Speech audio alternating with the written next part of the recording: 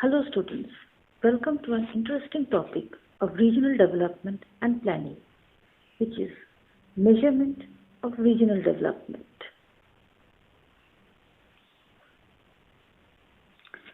Now before going any further, let's understand the concept of development.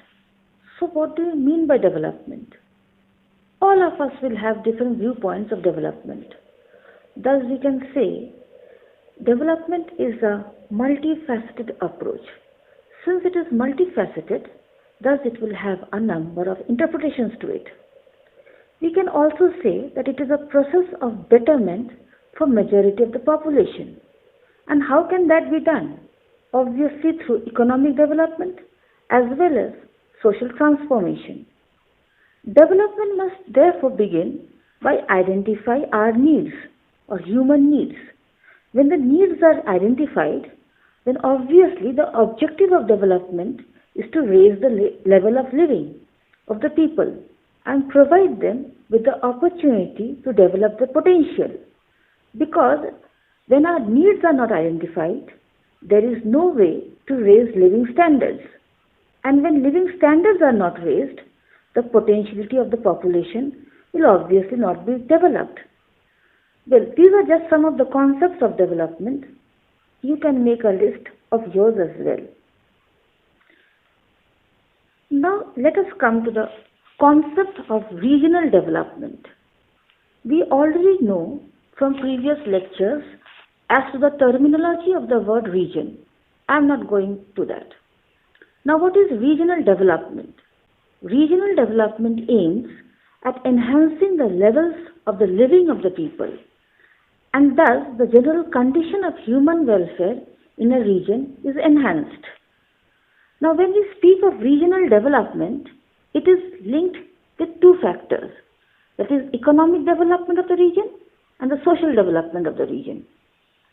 Now, when regional development has been interpreted as intra-regional development design, that is done to solve the problems of a particular region, and also inter-regional development to remove the various regional disparities among various regions.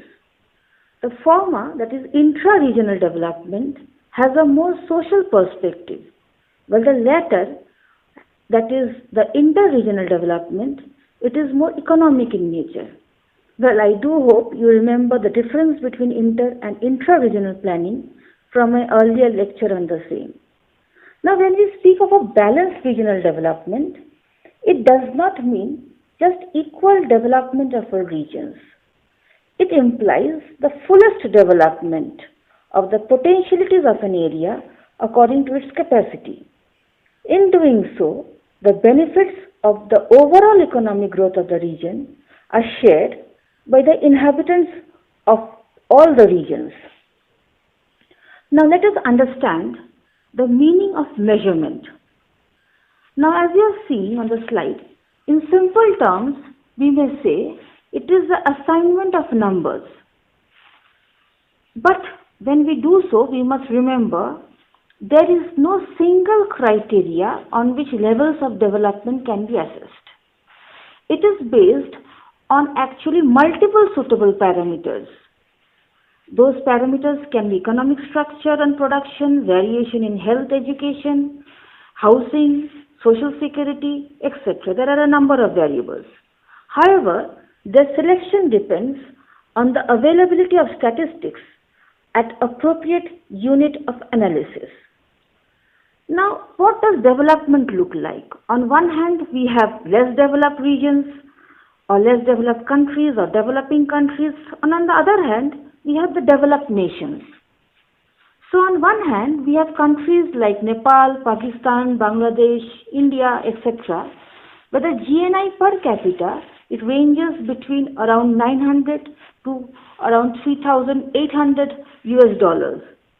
While on the other hand, we also have countries like US, Japan, Canada, etc., which has their GNI per capita of 10,000 US dollars or above. Also, in less developed countries, we see the preponderance of primary activity in less developed regions. Remember that.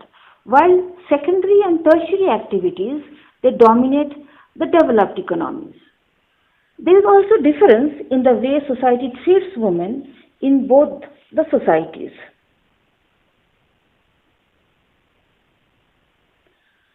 Now, in a less developed region, because of more rural based population, we see lesser social benefits and increased socio-economic problems as compared to the developed counterparts.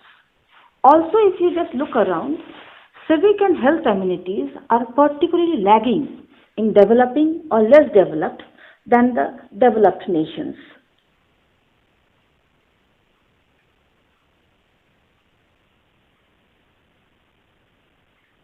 Now let's go to the next slide, and that is measurement of development. Now, how is development measured? There are various ways in which development can be measured, or it is measured worldwide.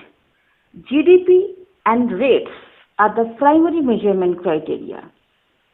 So, when literacy rate, calorie intake, etc., these are high, we know the region is developed. While if infant mortality rate, inflation rate is high, we say it is just the opposite. Apart from that, there is unemployment, undernourishment. These are also indicators how development is measured. Now let's come to how regional development is measured in India. First of all, Nath, who did his studies in 1970, then we will see Prakash, his study of 1977, Hemlata Rao, 1984, and Bhatt in 1964.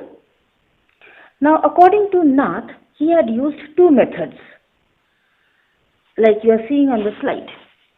And according to V. Nath's study, Maharashtra and Tamil Nadu had the lowest rank score, and thus were considered as the most developed states. Now, according to Prakash, he had selected several infrastructure factors like you are seeing on the slide.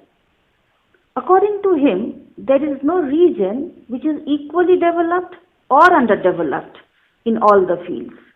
He identified rather than bracketing regions as developed or underdeveloped in general. Now, why he did so? So that the remedial measures can be taken up to remove the deficiencies. Now, Hemlata Rao, she concluded that the causes of backwardness vary from region to region. According to Bhatt, suggested a scheme of 7 macroeconomic regions. This was based on the distribution of resources and the possibilities of developing regional production complexes.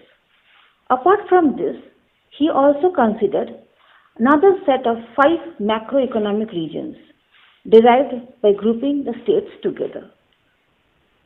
This was in brief of measurement of regional development. Let me know your queries.